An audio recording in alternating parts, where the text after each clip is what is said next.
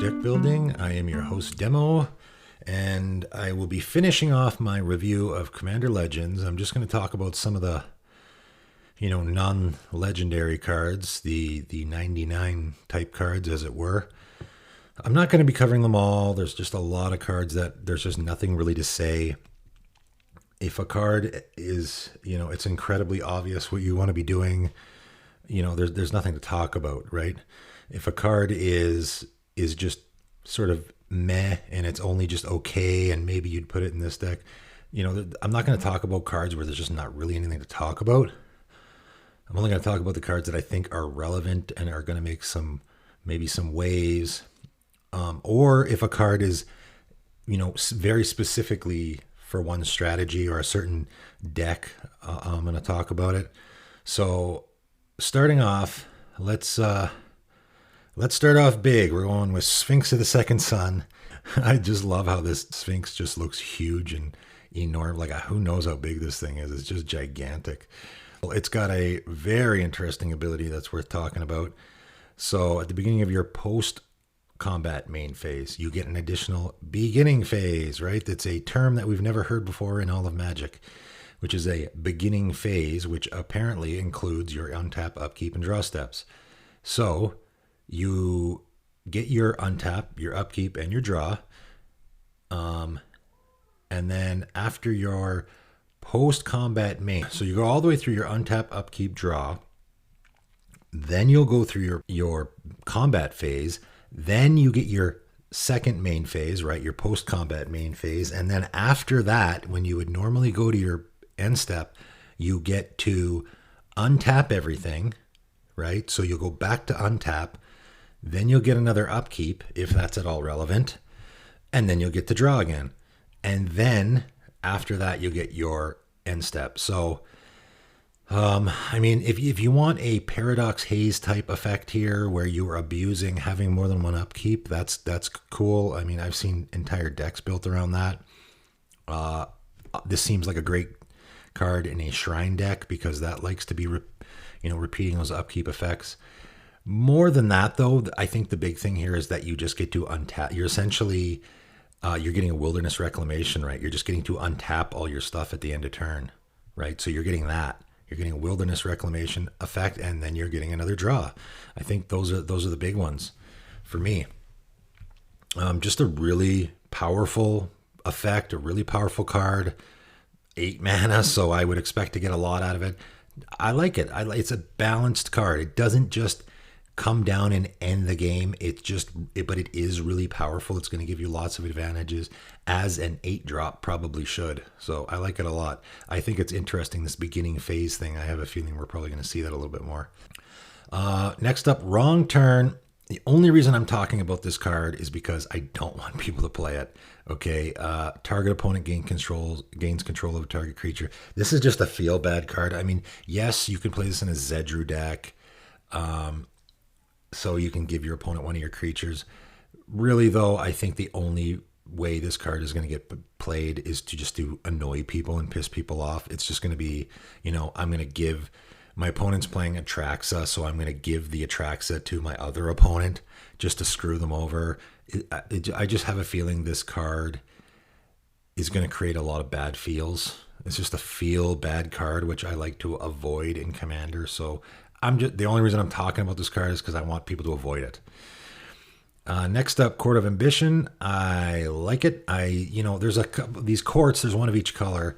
They give you the monarchy, obviously. Some of them are good and some of them are not so good. So I'm not going to talk about all of them. I like this one because it's something that you're always going to want to do. If you're getting this upkeep effect that is always useful, I like that. Draining your opponents for 3 is always going to be good. Or discarding a card, right? Discarding a card, again, always good. If they don't have any cards in hand, then they're just going to lose 3 life. And then if you're the Monarch, they lose 6 life unless they discard 2 cards. That's brutal. Like, seriously, if you can put this down and just hold on to the Monarchy for a few turns, you're just going to win, Like, I see this in an Oloro deck, like an Oloro Pillow Fort deck. Oh, man, you just sit there and this thing just kills your opponents in a few turns. It can just be super brutal. Next up, Nadir's Nightblade. This is just, I haven't really heard anybody talking about this card. It's fantastic. It's a, blood artist. I guess not a blood artist. It would be a Zulaport Cutthroat for your tokens, right? Again, not just your token creatures, all your tokens. So if you're playing a deck that is going to be playing lots of treasure tokens, right? Every time you sack a treasure token, you're draining for, you're doing a Zulaport Cutthroat effect. That is really good. I have a deck that this is like my finisher in that deck. I made a Togo and Keskit deck that I'll probably do a deck tech for.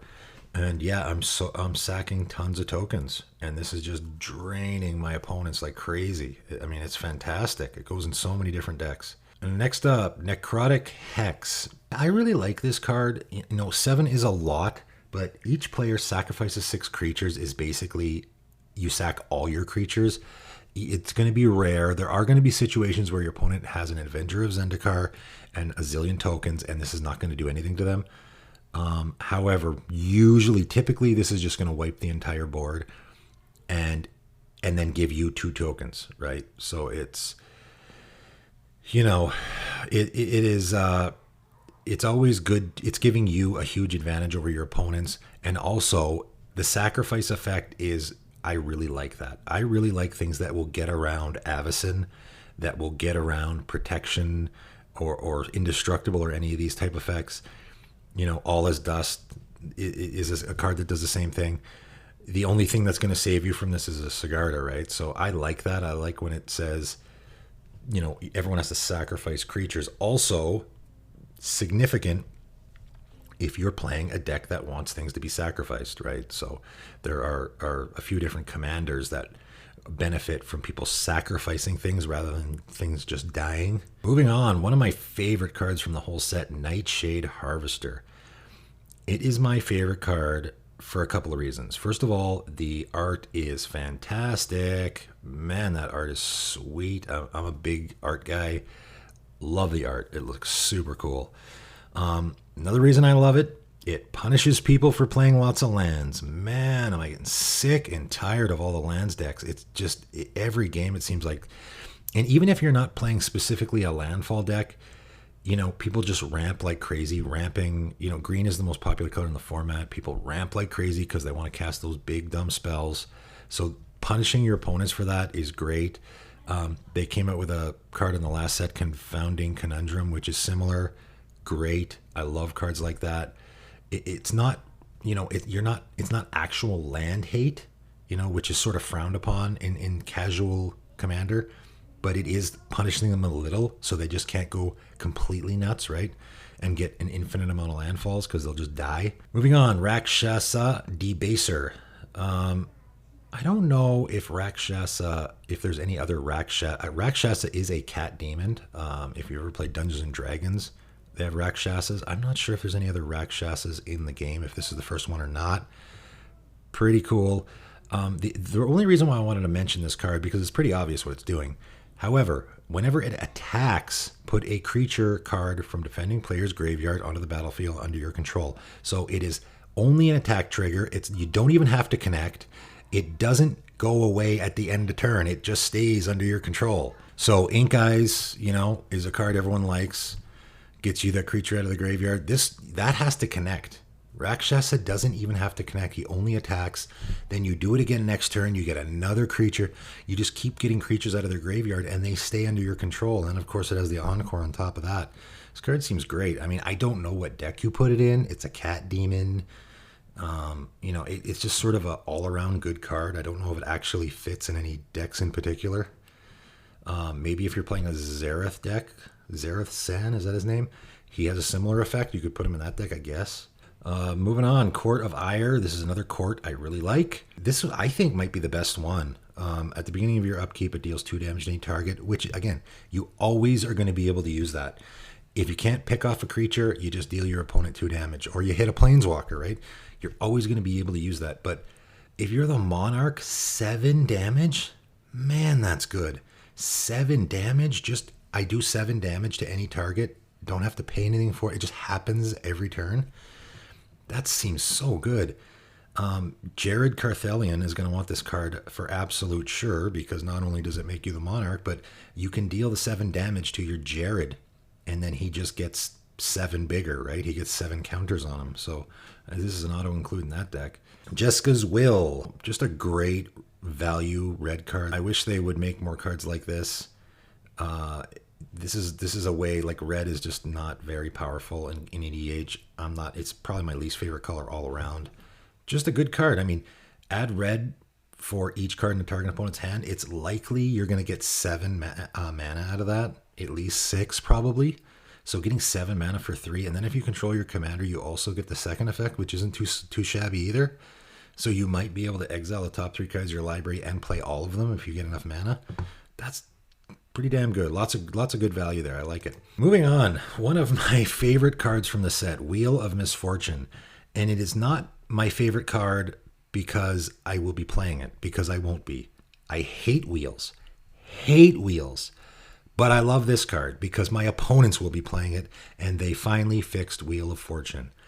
So I'm going to go on a bit of a Wheel of Fortune rant here. The reason why Wheel of Fortune is traditionally what has been so good in the game, back in the early days of Magic, you'd play a mono red deck, you'd cast your lightning bolt, you'd empty your hand, and then you'd Wheel of Fortune and you'd draw 7 cards and discard nothing.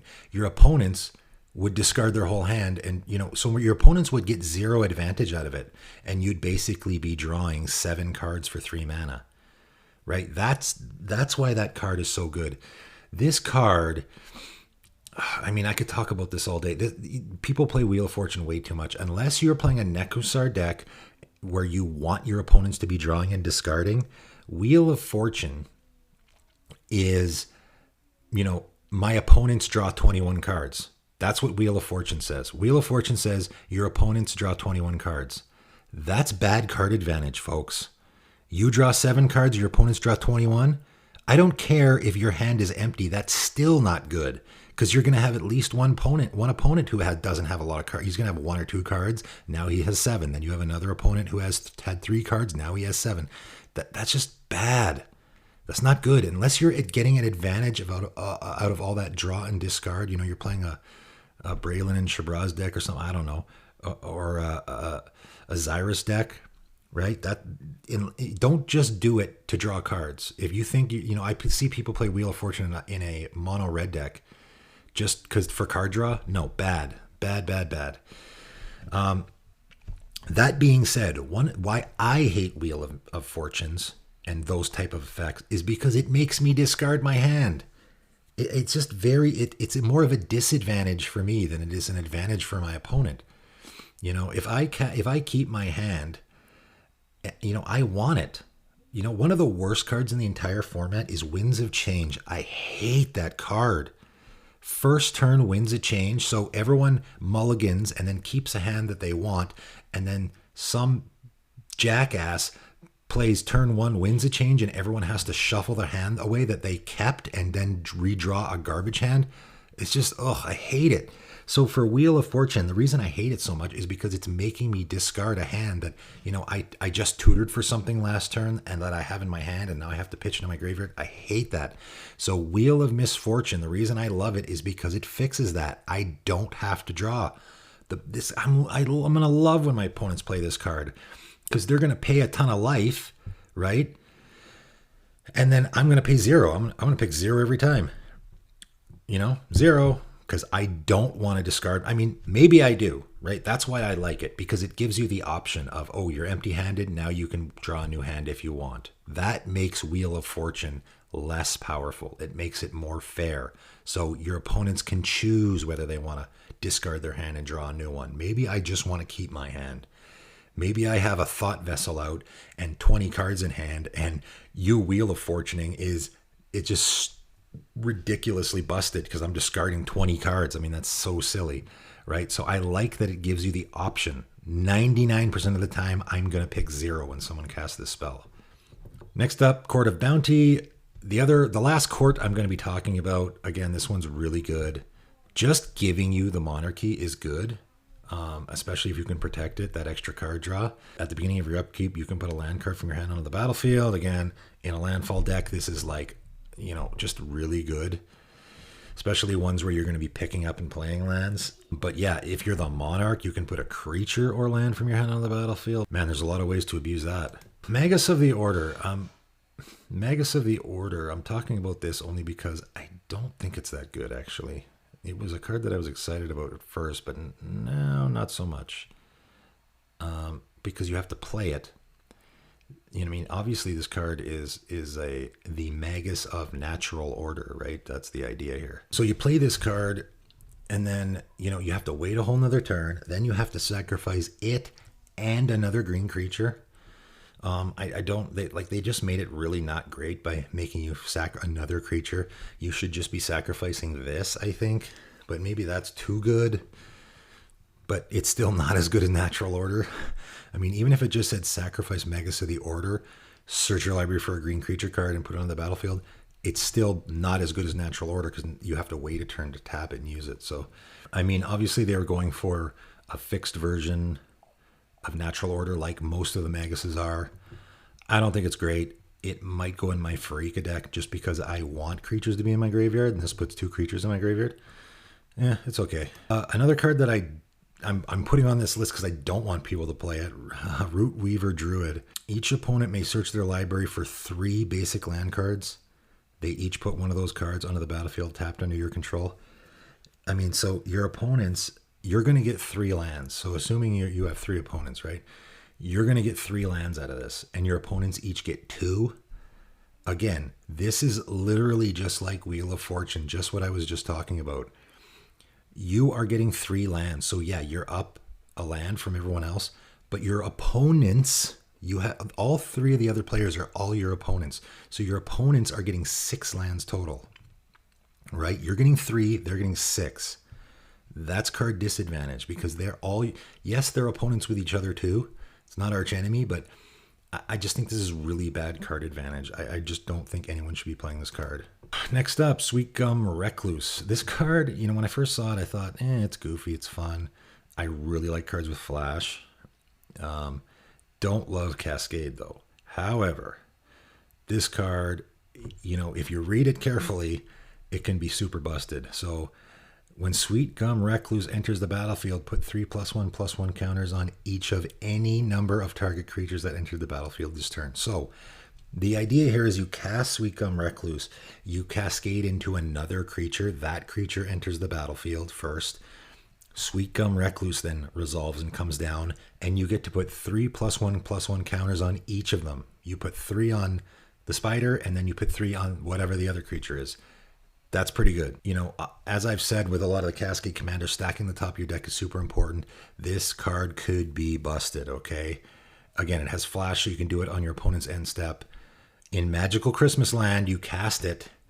You get a Natural Order, right? Like we were just talking about. You cascade into Natural Order. You cast the Natural Order. You sacrifice your Sakura Tribe Elder or whatever. Go get Avenger of Zendikar. Avenger of Zendikar comes into play, creates however many 0/1 plant tokens. Sweet Gum Recluse comes down and puts 3 counters on all of them, right? The Avenger of Zendikar, the Spider, all of the plant tokens, they all get 3+1/+1 counters on them. That's massive. That's huge. That's a game-ending play, right? So good. So there's some really cool, interesting things you can do with it. I like it. It's a really interesting, cool card. Keeper of the Accord. When this first got spoiled, I was like, man, this is going to go in every white deck. I don't know if it is. I don't know if it is. I haven't seen it at all yet. I have it in a few decks, particularly in a deck. I mean, at the beginning of each opponent's end step, that means you could be getting 3 creatures a turn, right? Or 3 lands a turn. That can be really good. Particularly if you're playing a token deck, like a deck where you're maybe an aristocrat style deck where you'll be sacking tokens. So you get the token and then you sack it right away. And then so you keep your creature count low, right? So that you can keep getting creatures every single time. Just seems really, I just love value-y cards like this that are just going to sit there, just like with those courts, right? They're just going to sit there and just give you value every turn, and you don't have to do anything. They just sit there and give you stuff. I just really like cards like that. Promise of Tomorrow. Yeah, great card. I mean, first of all, whenever a creature you control dies, exile it. So the creature is going to the graveyard, and then you're exiling it. So you could put this in a Tormod deck, because the creature is going to go to the graveyard, then get exiled. So you'll get the zombie token. So if you're playing a black-white, maybe Ravos in Tormod, this would be, I think, a great include there. I know you probably want creatures in your graveyard, but they're going to come back, so I wouldn't worry about it too much. I just really like that you can, as I've stated before, I really hate when you cast, your commander particularly, or you just cast creatures and then in the very next turn someone board wipes and then you got nothing. I just like to get something for my value. That's why I like cards like Solemn Simulacrum, where at least I'm getting a draw out of them dying, right? At least I'm getting something out of it. I'm not just getting completely blown out. So, like this card a lot. All right, moving on. Laboratory Drudge. So this card is one of those cards that it just is. It's going to be completely useless in most decks, but in a lot of decks, it's an auto include. So I made a quick list here. Gissa and Geralf, auto include. It's a zombie on top of it. You're going to be casting a card every turn from your graveyard. You draw a card. Rexiel, you're going to be casting cards from graveyards without paying their mana cost. It casts a spell from a graveyard, so it doesn't even have to be from your graveyard. Drelnu Lichlord, auto include in that deck. Silas Wren, auto include in that deck, right? You attack with Silas Wren, you hit, you cast an artifact, you draw a card. Savine the Chronoclasm, auto include in that, right? These are just decks that is just gonna go in. Vadrok, Apex of Thunder. I just see no reason not to play it in those decks. As a side note, Arami of the Dead Tide does not go in that deck, unless you have a lot of cards that you plan on casting from the graveyard anyway. But Arami's ability is not a cast ability, so you won't get anything for it. Just beware there. Getting towards the end here, so I'm saving the more powerful cards towards the end. So let's talk about Opposition Agent. First of all, I like Staxy type effects. I just, the idea that Commander is supposed to be this format where you just do busted things all the time, and no, why? Like, every game has to be someone doing something busted, drawing a zillion cards, casting an Ulamog, comboing off. No, it doesn't have to be that. It really doesn't. So I kind of like, I hate playing against decks that the guy just sits there and tutors all game, just getting his combo pieces, or getting, like, you can just tell the guy does the same thing every single game. So he's got a bunch of tutors and he just tutors for the exact things he wants. So I really, that's why this card is obviously incredibly powerful. Maybe a bit too much. The flash really puts it over the edge because it allows you to steal a search, which can be completely busted. I like this card, okay, because it keeps people from doing busted things in the same way I like Stranglehold. What I don't like about it is that it allows people to do really crappy things like Wrong Turn, right? That's why I don't want people playing that. People are just going to do really shitty things to their opponents with this card, I think. Sort of like the first turn, I Force of Will your Soul Ring. Just a terrible play that people love to do because they think it's, oh, haha, got you. That's just a bad play. In a 2-player game, great. In a 4-player game, you just exiled 2 cards from your hand to counter one guy's Soul Ring. That's not a good play. Terrible. But people do it anyway because they like those sort of gotcha, stick it to your opponent moments. That's a win for them. Now it doesn't matter if they lose the game because they already have a check mark, in the win column. Opposition Agent's going to be the same thing, right? People are going to crack their fetch land. Someone's going to flash in their Opposition Agent just to steal that a person's land and screw them. That to me, that's a bad play. I would never use Opposition Agent for that. At least save it for the Cultivate, so you can get 2 lands out of it. But I just have a feeling that's the only thing that I'm wary of this card, is because a lot of people are going to be doing that. A lot of people are just going to be doing those, aha, gotcha, I'm just screwing you over by stealing your fetch land. Also, this card should be white. Why is it black? It makes no sense. It's even Mind Sensor. ish, right? That's white does that. Your opponents can't search their libraries. That's a white thing. So I don't know. That's the one thing that I'm very weird. Like it's like Ich Tekik too. Ich Tekik is a white card. Why is it green? That makes zero sense. They've really been getting away from the color pie a lot, which I don't like. It's really, the lines are blurring all over the place. Anyway, moving on. Hull Breacher, the other card that, very similar.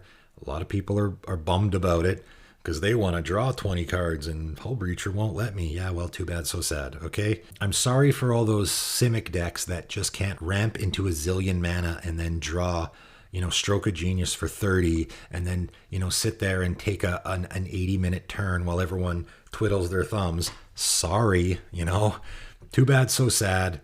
I'm going to flash in my Hull Breacher and you're going to draw nothing and I'm going to make a bunch of treasure tokens. I like this card. I don't care who complains about it. Again, just like with Opposition Agent, you're going to have the nasty guys who are going to do I cast my Hull Breacher and then I wheel just to be nasty and make everyone discard their hands. That is a CEDH strategy. You should not be doing that in casual games. I haven't really talked about CEDH much. I do play it, and I could definitely talk about it and do some deck techs about it.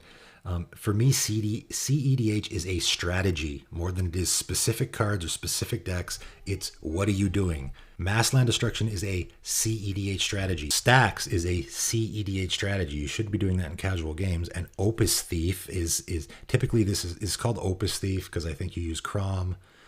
Ludwig's Opus typically is the commander, and you use Notion Thief, right? Notion Thief is the card that does the similar effect.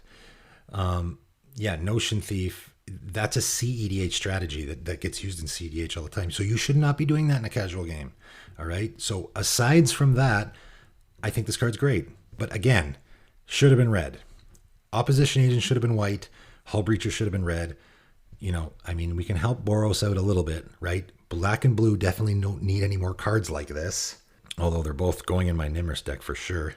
All right. Few cards left here that I just want to talk about. Commander's Plate. I love this card. So what I love about it, and I'll talk about War Room here too, because they're in the similar thread.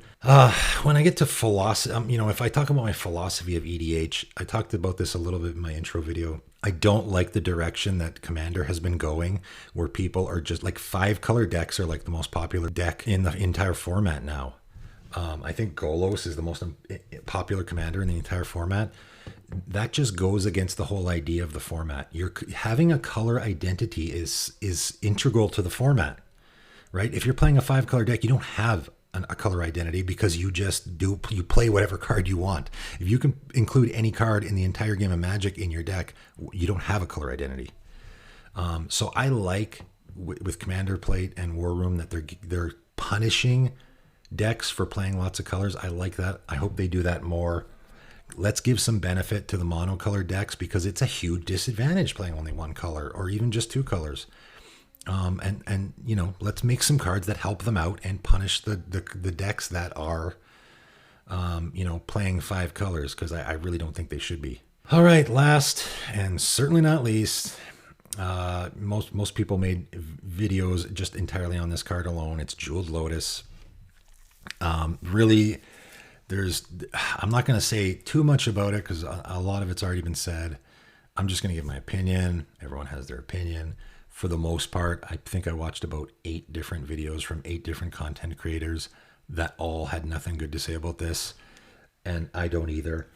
It's a feel bad card, period. That's it. All it does is allow one person to get out of the gate super fast, and then the game just turns into Arch Enemy, which isn't really that fun. We're not playing Arch Enemy. We're playing EDH, 4-player, preferably free for all, casual, right?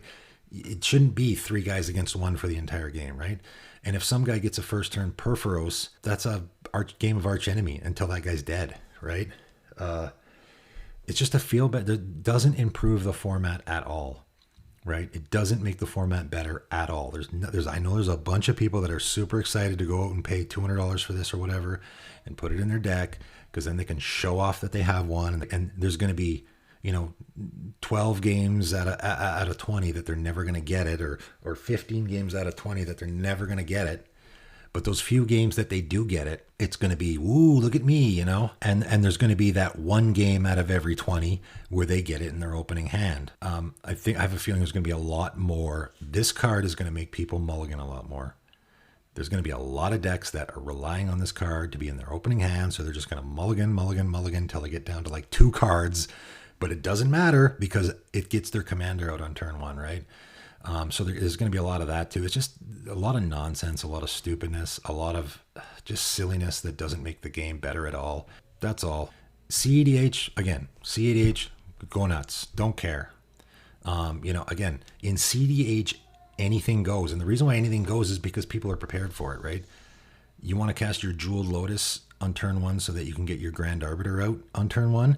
Great, I got a Force of Will in my hand, right? That's what Force of Will is for, not for countering a first turn Sol Ring.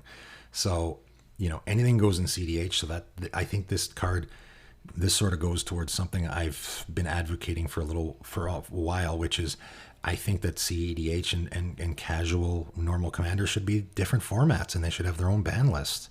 I would ban Jeweled Lotus in casual commander, and it would be okay in